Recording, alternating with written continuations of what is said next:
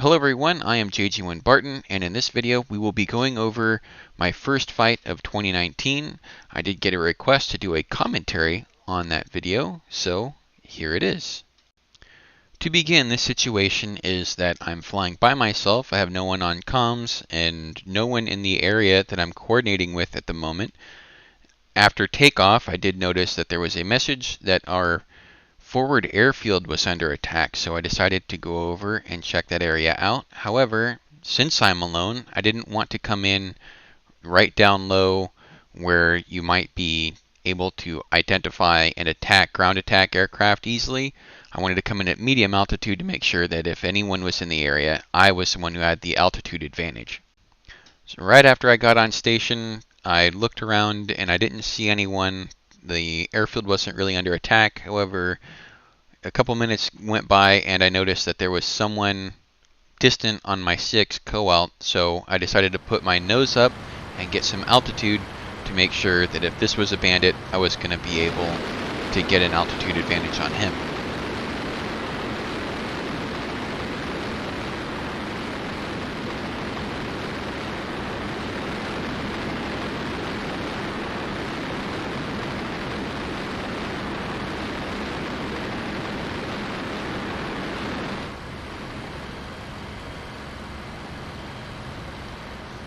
As he gets closer, I'm going to notice that he is, in fact, another 109, and so I still don't have any coordination with this guy, but I do know that he's a friendly, and that if I'm in any fight, I probably am not going to be fighting alone.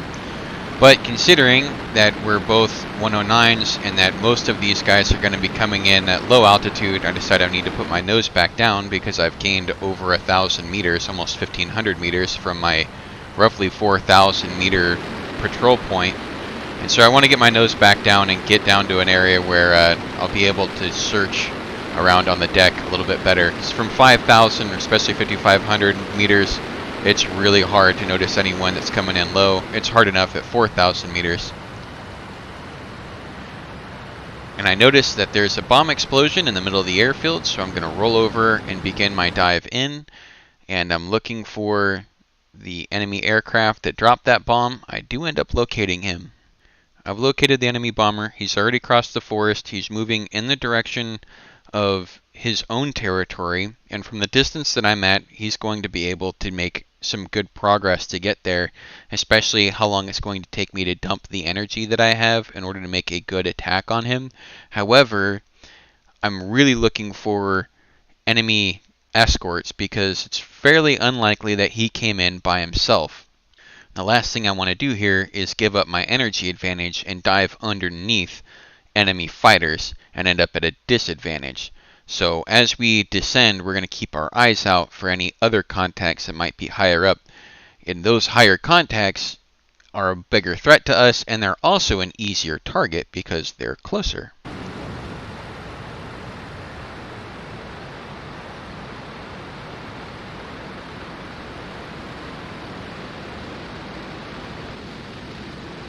And sure enough, we have two enemy fighters right at the bottom of the clouds holding hands. So immediately I can assume a couple of things about these guys. One is that they're on comms, they're very well coordinated. I also see that they're very tight next to each other. And this is going to play into how we attack them and our initial assumption about how effective they are as a team. Because this is more of a parade. Well, it's not exactly a parade formation, but this is a bit tight for a combat formation. But we've just dropped about 2,000 meters worth of altitude in a vertical dive. We've got loads of airspeed, and that's going to make us a little bit less maneuverable.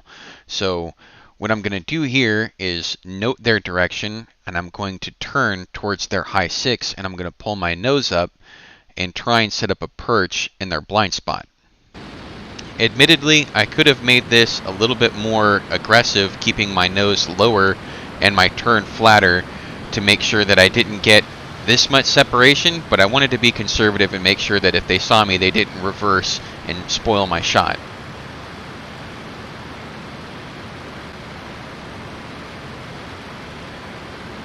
Now this is where what I said about that tight formation is going to come into play. Look at where the wingman is in relation to the leader. One, they're so close that they can't mutually support each other. I'd also wager that the wingman is very close to the blind spot of the lead, which means that anything behind the wingman is going to be in the blind spot of the lead. And if you're trying to make sure that your lead can clear your 6, this is not a very good place to be. A good combat formation would have the wingmen farther out to the leader's side so that they could both clear each other's 6 and maneuver towards each other if they needed to, if one of them were to get jumped, as they are both about to be. As it is, I feel like I'm in the blind spot of the lead. I'm going to slide directly in on the 6 of the wingman and make my attack.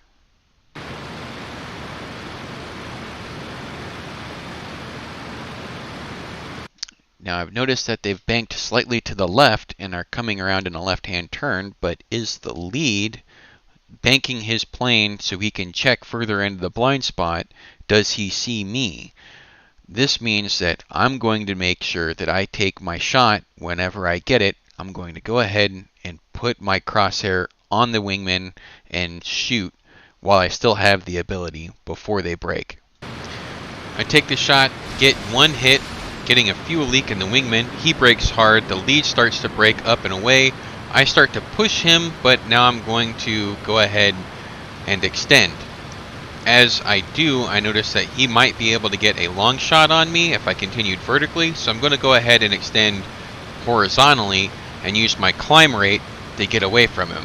At this point, I see that both of these aircraft are now moving towards me in pursuit. I also noticed that the other 109 that I was flying with earlier seems to have picked up this fight and is climbing up from beneath and seems to be going after the wingman here, who is putting his nose up at me. As I turn back around, I'm setting up a rope-a-dope and noticing what his energy state is.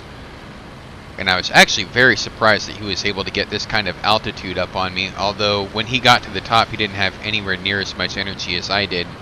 Now I'm switching targets and going for the lead. I have a really bad angle, so I'm going to go ahead and put my nose back up and reset, taking a look at where the wingman is. I've got both of these guys on one side of me now. The wingman is going to be the better target, so I'm going to slide in on his 6. Here I've got a very similar situation to what was going on after my initial attack. I've got both of them in front of me. The wingman seems to be closer, but he is also lower, and the lead is higher, and that makes him the bigger threat because he has a better energy state. So I'm going to go ahead and switch targets back to the lead.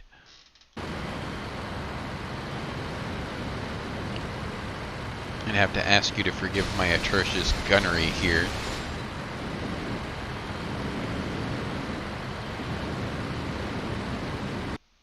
Now I could continue pursuing the lead, but now that I've hit him, he knows that I'm here and he's going to be maneuvering against me.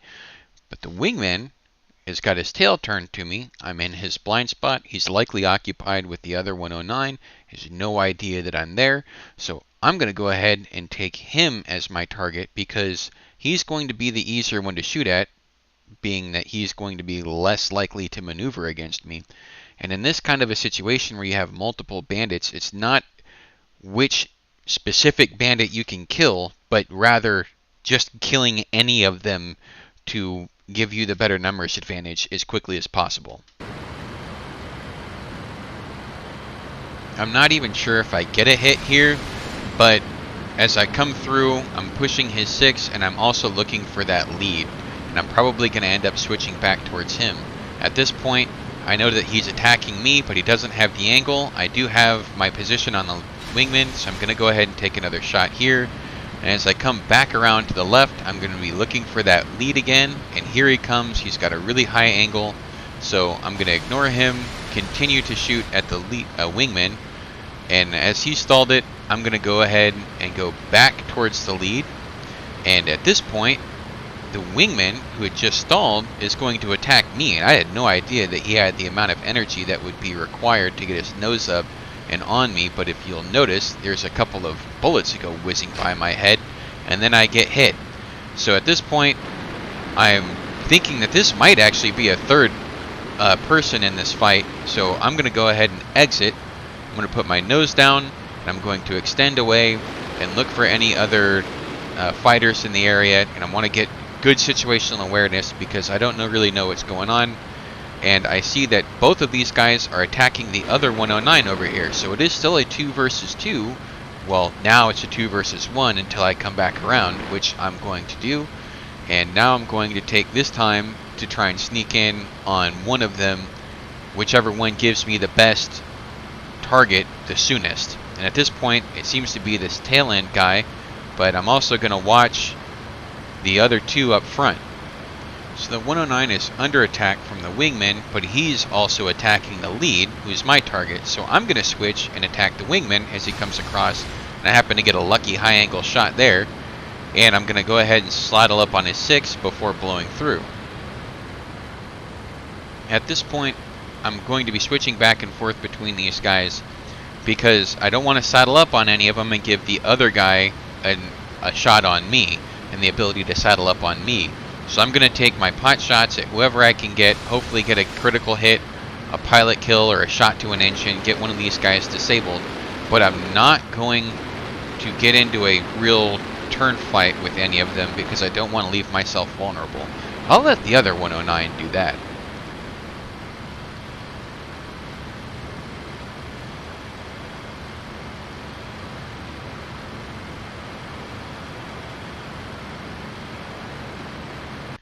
Here we notice that our other 109 friend is not doing himself any favors at all. Instead of simply continuing out where I've drawn the green line, or the green arrow, instead of continuing out and extending and creating a dragon bag situation, he is instead going into a high yo-yo, which at the top of which he's coming under attack, and he's very slow, and he's extremely vulnerable, and he's an easy target. Not only that, but he's turning back into the fight prematurely, which is going to keep the other two fighters engaged in an offensive position. This is not what we want to do, and so considering that this guy is so aggressive in his engagement, we're not going to saddle up on anybody because it's going to be really, really difficult to get an angle on anyone as this dogfight continues to turn as it's going.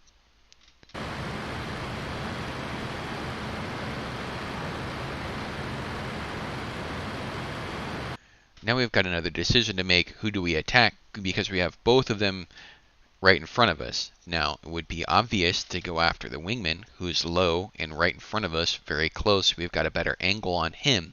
However, he is turning hard to the left, engaging the other 109. We do have a lot more energy than him, which is going to make it harder for us to get our lead on him and follow him through the turn.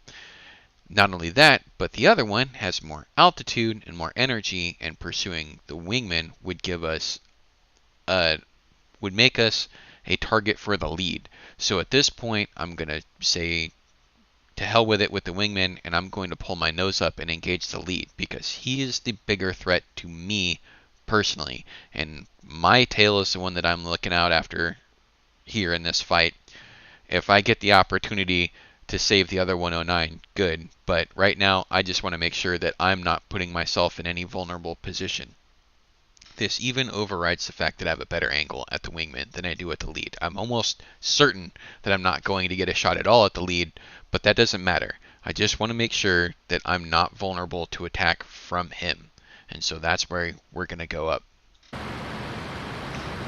As I come up, I'm going to slot in on his 6 and try and cut his corner here and get in close enough to get a shot. But at this point, I'm noticing, hey, there's a conflict of interest here. Now, I don't immediately think that they're going to collide, but this is obviously a possibility, and what happens next is quite beautiful to me.